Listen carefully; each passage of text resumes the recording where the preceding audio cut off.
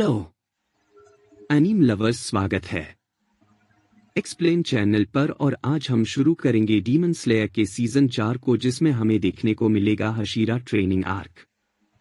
तो एनीमे की शुरुआत एक पुराने टूटे फूटे कासल से होती है जो जंगल के बीच में था। वहां एक डीमन रहता है। डीमन ने उस कासल को अपना अड्डा बना रखा है और आसपास के गांव वालों को यहां पर किडनैप कर लाता है ताकि उन्हें मार सके। विंड हशीरा सनेमी और उसके साथ 2 और डीमन स्लेयर इस डीमन का पीछा कर रहे हैं। एक दिन उन्हें डीमन दिखता है जो एक लेडी को किडनैप करके ले जा रहा होता है। तो वो लोग उसे रोकने के लिए कासल के अंदर चले जाते हैं, लेकिन कासल के अंदर बहुत सारे डीमंस छुपे हुए होते हैं जो उन पर हमला कर देते हैं। फिर दोनों हशीरा उन डीमंस की गर्दन काटना शुरू कर देते हैं। हशीरा के सामने डीमंस का कुछ नहीं चलता। वे दोनों हशीरा जल्दी से ग्राउंड फ्लोर के डीमंस को मार डालते हैं और 2 रुकी डीमन स्लेयर से कहते हैं कि तुम लोग यहां से चले जाओ, क्योंकि तुम्हारे रहते हुए ठीक से लड़ाई नहीं हो पाएगी। इसके बाद सनेमी को लेडी की आवाज सुनाई देती है, तो वह ऊपर जाता है जहां और भी डीमंस होते हैं। वह अपने विंड ब्रीदिंग के सेकंड फॉर्म का इस्तेमाल करके सभी डीमंस को मार डालता है। लेकिन तभी और डीमंस आ जाते हैं और नाई अपने सर्पेंट ब्रीदिंग के 5th फॉर्म का यूज करके डीमंस को हरा देता है।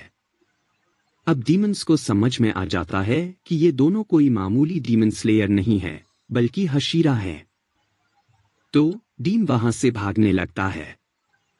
सनेमी उसका पीछा करता है और सभी डीमंस को मारता चला जाता है। सभी लोग छत पर पहुंच जाते हैं। ओने सनेमी से कहता है कि वह जाकर लेडी को बचाए और वह खुद डीमन को संभाल लेगा। फिर ओनई अपने सर्पेंट ब्रीदिंग का 3rd फॉर्म यूज करता है और सभी डीमंस को मार डालता है। सनेमी भी अपने विंड ब्रीदिंग के 4th फॉर्म का यूज करके डीमंस को काट देता है। अब डीमन लेडी को छत से फेंक देता है, लेकिन ओनई उसे बचा लेता है। फिर वे लोग डीमन के पीछे कासल के अंदर कूद जाते हैं और इन्फिनिटी कासल को देखते हैं। हशीरा ने यह जगह पहली बार देखी थी और तभी इन्फिनिटी कासल गायब हो जाता है। इसके कारण डीमन भी बच निकलता है। हशीरा को समझ नहीं आता कि वह जगह क्या थी और वह ऐसे कैसे गायब हो गई। इसके बाद हमें कनाव से मिलाया जाता है। कनाव अपने मिशन को खत्म करके अपने घर आ रही होती है। जैसे ही वह घर पहुंचती है, शिनोबू की असिस्टेंट कनाव का स्वागत करती है। कनाव सबसे पहले जाकर शिनोबू को रिपोर्ट करती है। शिनोबू कनाव को बताती है कि तंजीरो, मित्सुरी और मुइचिरो ने 2 अपर मून डीम को हरा दिया है। इसी के साथ ही नेजुको भी अब धूप में निकल सकती है। नेजुको ने सूरज पर जीत हासिल कर ली है, यानी वो डीम होने के बावजूद सूरज की रोशनी में बाहर निकल सकती है। यह काफी बड़ी बात थी, क्योंकि मुजन अब नेजुको के पीछे जरूर आएगा और इसी बात पर चर्चा करने के लिए अर्जेंट हशीरा मीटिंग रखी गई है, जिसके लिए शिनोबू को उबुयाशी की मेंशन में जाना है। तंजीरो भी यहीं पर था। इसके बाद हम तंजीरो पर शिफ्ट होते हैं। तंजीरो खाना खा रहा होता है जब उससे मिलने के लिए काकुशी आता है। तंजीरो काकुशी से गांव की हालत के बारे में पूछता है। हमें पता चलता है कि गांव की रिपेयर का काम बहुत तेजी से चल रहा होता है, लेकिन लोग अभी भी डर रहे होते हैं कि शायद रात में डीमन उन पर हमला कर देंगे। हमें यहाँ यह भी पता चलता है कि डीमन स्लेयर कॉर्प्स ने कुछ खाली गांव तैयार किए हैं, ताकि अगर ऐसा कुछ होता है तो लोग वहां जाकर रह सकें। हमें बताया जाता है कि तंजीरो 7 दिन तक बेहोश था। काकुशी उससे पूछता है, 7 दिन बेहोश रहने के बाद क्या तुम सच में ठीक हो? तंजीरो खाना खाते हुए कहता है, हाँ, मैं बिल्कुल ठीक हूँ। मिस कानरोजी ने मुझे बताया था कि हमें बहुत खाना खाना चाहिए, क्योंकि खाने से हमें ताकत मिलती है। काकुशी से हमें यह भी पता चलता है कि मित्सुरी और मुइचिरो दोनों 2 दिन में ही होश में आ गए थे और तीसरे दिन से ही काम शुरू कर दिया था। काकुशी कहता है, लगता है तुम भी धीरे धीरे उनकी तरह बन रहे हो। ओ हाँ, वैसे तुम्हारी छोटी बहन के साथ कुछ अजीब हुआ है ना? मैंने सुना है कि वो अब सूरज में बाहर जा सकती है। क्या यह सच है? इस पर तंजीरो कहता है, यह सच है, पर अभी हम अच्छे से नहीं कह सकते। हम अभी श्योर नहीं हैं कि नेजुको पहले की तरह इंसान में ट्रांसफॉर्म होगी या फिर डीमन में बदल जाएगी। काकुशी कहता है, क्या लेडी शिनोबू इस पर जांच कर रही है? इस पर तंजीरो गलती से लेडी तमायो का नाम ले लेते में उसे छिपाने की कोशिश करने लगता है। आगे काकुशी कहता है, पूरा demon slayer corps high alert पर रखा गया है और आज सभी हाशिरा की एक मीटिंग भी बुलाई गई है। इसके बाद हम सभी हाशिरा मीटिंग पर शिफ्ट होते हैं, जहां पर हाशिरा अलर्ट पर हैं। इधर हाशिरा मीटिंग में सानेमी और ओबानाई आते हैं।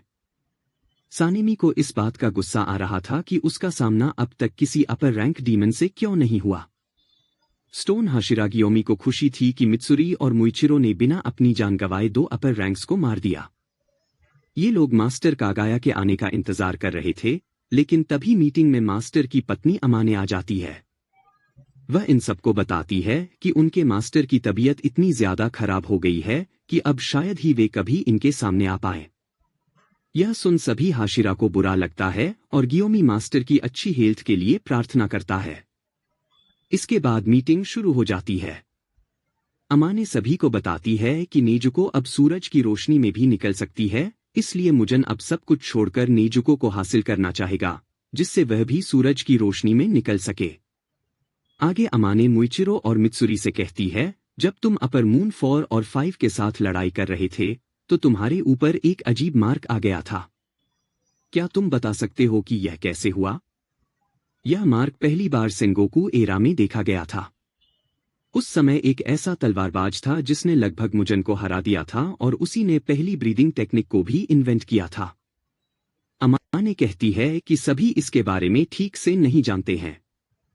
सानेमी पूछता है, आखिर यह हमसे अब तक छुपाकर क्यों रखा गया था? इस पर अमाने कहती है, हमें अभी तक इसके बारे में ज्यादा जानकारी नहीं थी क्योंकि डीमन स्लेयर हर बार लगभग मर ही जाते थे, जिसकी वजह से इसके बारे में ज्यादा जानकारी पास डाउन नहीं की गई। पर इस मार्क के बारे में एक चीज क्लियर लिखी हुई है, जिसके पास भी यह मार्क होता है उसके आसपास के सभी लोगों में भी ऐसे ही मार्क आ जाते हैं। इसके बाद अमाने की बेटी बताती है, यह खुद उस इंसान की डायरी में लिखा हुआ है जिसके ऊपर सबसे पहले यह मार्क आया था। अमाने कहती है कि इस समय यह मार्क सबसे पहले तंजीरो के ऊपर देखा गया, पर तंजीरो को इसके बारे में कोई आइडिया नहीं है, इसीलिए वह इस विषय को डिले करने का सोच रहा था। लेकिन स्वॉर्ड स्मिथ विलेज में मित्सुरी के साथ मुइचिरो के ऊपर भी यह मार्क दिखा, जो कंफर्म करता है कि वो डीमन स्लेयर का मार्क है।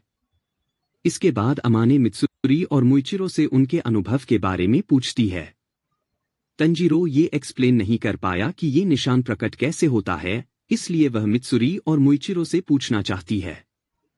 अब मित्सुरी भी तंजीरो की तरह बड़बड़ करने लगती है, जो किसी को समझ नहीं आता और सब उसे घूरने लगते हैं।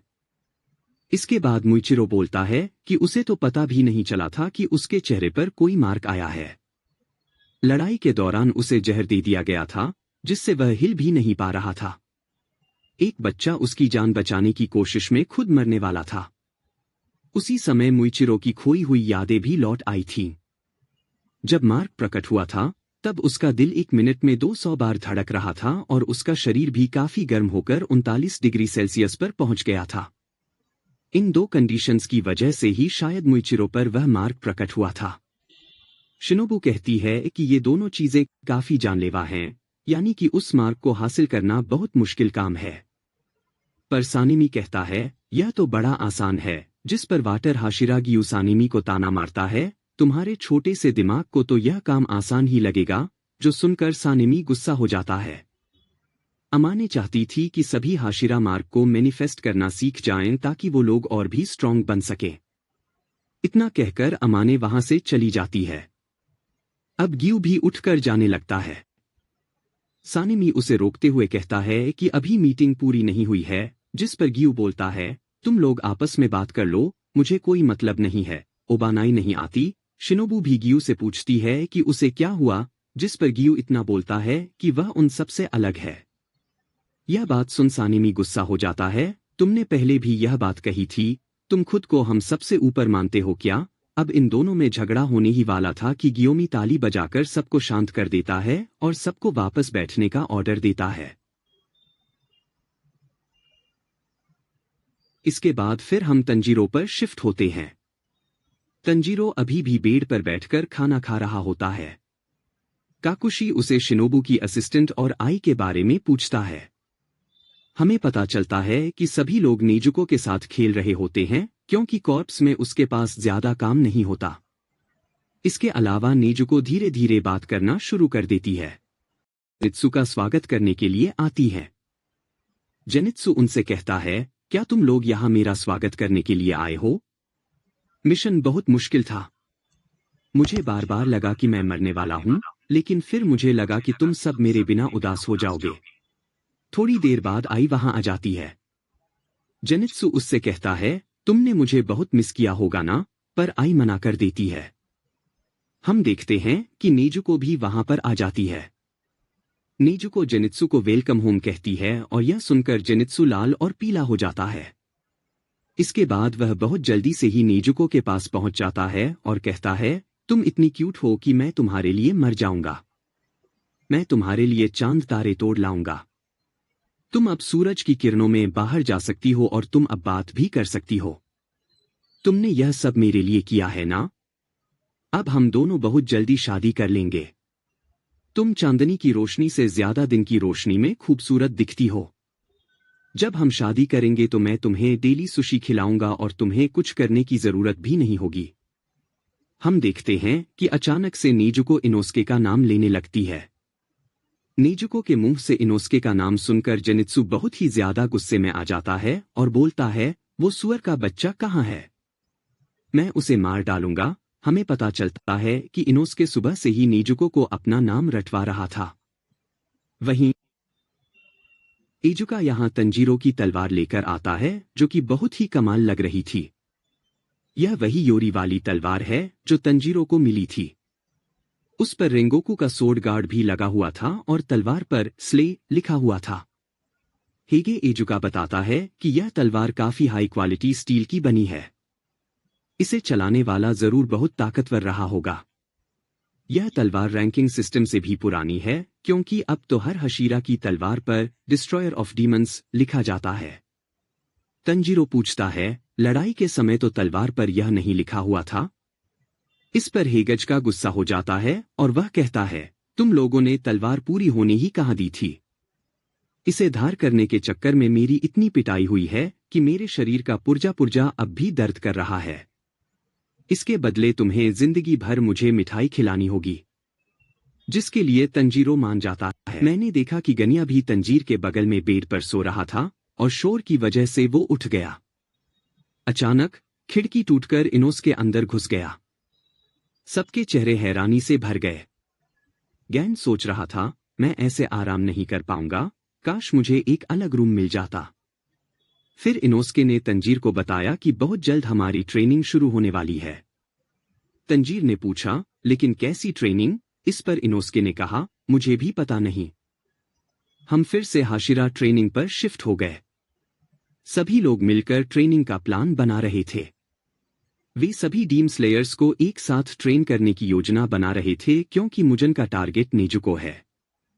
वो कभी भी हमला कर सकता है, इसलिए हमें तैयार रहना पड़ेगा। इसीलिए वे जल्द से जल्द ट्रेनिंग शुरू करना चाहते थे। अभी कुछ समय से डीमंस के हमले कम हो गए थे, तो हमारे पास समय था कि हम सभी को ट्रेन कर सकें। सभी ने इस प्रस्ताव को सुनकर हामी भर दी।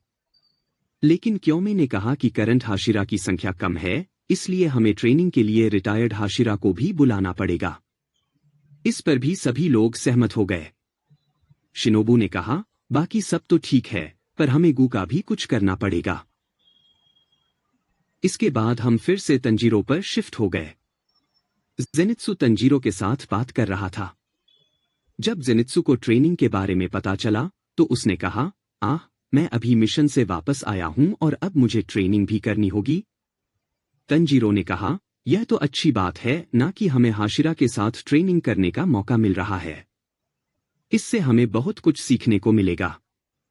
जेनित्सु गुस्से में आ गया और तंजीरो का माथा काटने लगा। वह बोला, तुम तो बिस्तर पर पड़े हो, तुम्हें क्या पता कि हम पर क्या बीत रही है। अब से हमारी दोस्ती खत्म। इतना कहकर जेनित्सु जाने लगा, पर तंजीरो ने उसे थैंक यू कहा। उसने कहा, लड़ाई के दौरान मेरे पैर भी नहीं हिल पा रहे थे, लेकिन तुम्हारी सिखाई थंडर ब्रीदिंग की वजह से मैं डीमन को पकड़कर उसका गला काट पाया। इसी तरह ट्रेनिंग भी हमारे बहुत काम आएगी। खुद की तारीफ सुनकर जेनित्सु का सारा गुस्सा गायब हो गया और वह खुशी खुशी ट्रेनिंग पर जाने लगा। जिसके बाद हमें फाइनली टन का सीन दिखाया जाता है। टन वही हाशिरा है जो इस ट्रेनिंग में इन लोगों का साथ देगा, जो इनकी बेसिक ट्रेनिंग करा रहा होता है। लेकिन ये बेसिक ट्रेनिंग बिल्कुल भी आसान नहीं होती। टन इनकी ऐसी भगाभगा के बाट लगा देता है कि ये सब अपने होश खो बैठते हैं। हालांकि यहाँ पे तीनों वाइफ्स काफी तगड़ा लंच बनाती हैं और मुझे तो लगता है कि ये सारे भाई भाग के आएंगे लंच करने के लिए। लेकिन इनकी इतनी बुरी हालत हो चुकी होती है कि ये तो बस लेट जाते हैं। यहाँ पे टन की वाइफ्स कहती हैं कि आपको इनको इतना ज्यादा पुश नहीं करना चाहिए, वैसे भी ये सिर्फ बेसिक ट्रेनिंग ही तो है। फिर टन बताता है कि मेरे बाद इनको बाकी हाशिरा के पास भेजा जाएगा। सबसे पहले इन्हें टकट के पास भेजा जाएगा, जहां हाई स्पीड मूवमेंट ट्रेनिंग होगी। उसके शरीफ चेहरे पर मत जाना, वो काफी तगड़ी ट्रेनिंग कराएगा। फिर ये लोग मित्सुरी के पास जाएंगे, जो नर्क से भी कठिन फ्लेक्सिबिलिटी ट्रेनिंग कराएगी। उसके बाद आएगी इगोर की ट्रेनिंग, जो इनकी स्वॉर्ड्समैनशिप को बेहतर बनाएगी।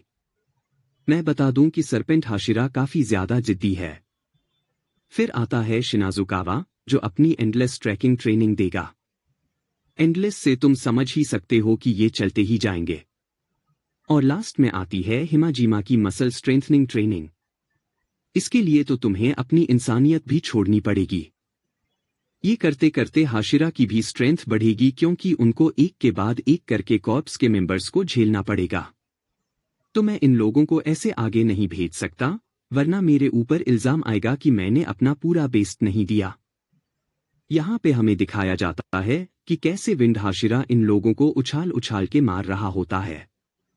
दूसरी ओर मित्सुरी फ्लेक्सिबिलिटी टेस्ट कर रही होती है, और ये इतना खतरनाक होता है कि हमें दिखाया भी नहीं जाता कि वो इन लोगों के साथ कर क्या रही है। ओबनाई भी इन सबको पलक झपकते ही अटैक कर रहा होता है, और मुइचिरो भी इनको अच्छी खासी ट्रेनिंग दे रहा होता है। दूसरी ओर हमें तंजीरो का सीन दिखाया जाता है। एक क्रो आता है और उसके पास एक लेटर होता है। वो आते ही सबसे पहले तंजीरो के सिर पर काट लेता है। यह लेटर मास्टर ने भेजा होता है और तंजीरो को पता चल जाता है कि जियोत्रोम का हाशिरा ट्रेनिंग में हिस्सा नहीं ले रहे हैं। फिर हमें कगा का सीन दिखाया जाता है। अमाने उसके साथ होती है और वह बताती है कि हाशिरा ने कॉर्प्स के मेंबर्स को ट्रेनिंग देना शुरू कर दिया है। कगा यह सुनकर अच्छा महसूस करता है और अमाने को हर चीज के लिए शुक्रिया अदा करता है जो उसने कगा के लिए की है। इसके बाद वह शांत हो जाता है और हमें ऐसा लगता है कि कगा मर चुका है। यहाँ पे कुछ जगहों का सीन और कुछ मार्किंग्स का सीन दिखाया जाता है। अंत में हमें तमियो का सीन दिखाया जाता है। एक क्रो आता है जो काफी अजीब लग रहा होता है और वह कहता है कि तुम्हें रात के समय खिड़कियां खुली नहीं रखनी चाहिए, यह काफी खतरनाक हो सकता है। लेकिन चांद काफी खूबसूरत दिख रहा है। क्रो बताता है कि वह कगा या उबुयाशिकी का मैसेंजर है। जब वह तमियो को ढूंढने की कोशिश कर रहा था तो उबुयाशिकी बिल्कुल भी हिलडुल नहीं पा रहे थे। तमियो पूछती है कि उसे इस जगह का पता कैसे चला। क्रो बताता है कि उसे ह्यूमन नेटवर्क के थ्रू इस जगह का पता चला। उसने इस घर के प्रीवियस ओनर्स की जानकारी निकाली और अंत में उसे युशिरो के बारे में पता चला। क्रो कहता है कि तुम्हें मेरी चिंता नहीं करनी चाहिए, मैं तुम दोनों को नुकसान पहुंचाने के लिए नहीं आया हूं। लेकिन तमियो को शक हो रहा होता है और वह पूछती है कि युशिरो कहाँ है। क्रो बताता है कि युशिरो की चिंता करने की कोई बात नहीं है। ऊपर से हमें फुटस्टेप की आवाज आती है और क्रो कहता है, देखो ऊपर है वो, उसके पैरों की आवाज सुन सकती हो तुम।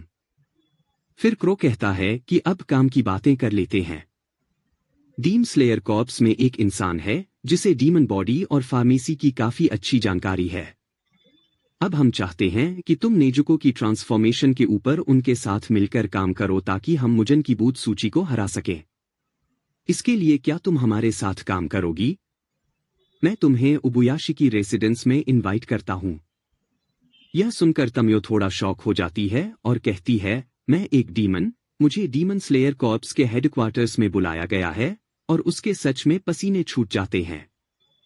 वह काफी ज्यादा शॉक हो जाती है। इस एपिसोड का नाम था इन ऑर्डर टू डिफीट मुजन की बूत्सुची, और यह एपिसोड काफी खतरनाक तरीके से टर्न ले रहा है। मुझे लगता है कि इस सीजन में आगे चलकर काफी कमाल की चीजें होने वाली है। हो जाता है। दोस्तों बताइए आपको यह एपिसोड और मेरा एक्सप्लेनेशन कैसा लगा। अच्छा लगा तो सब्सक्राइब करो।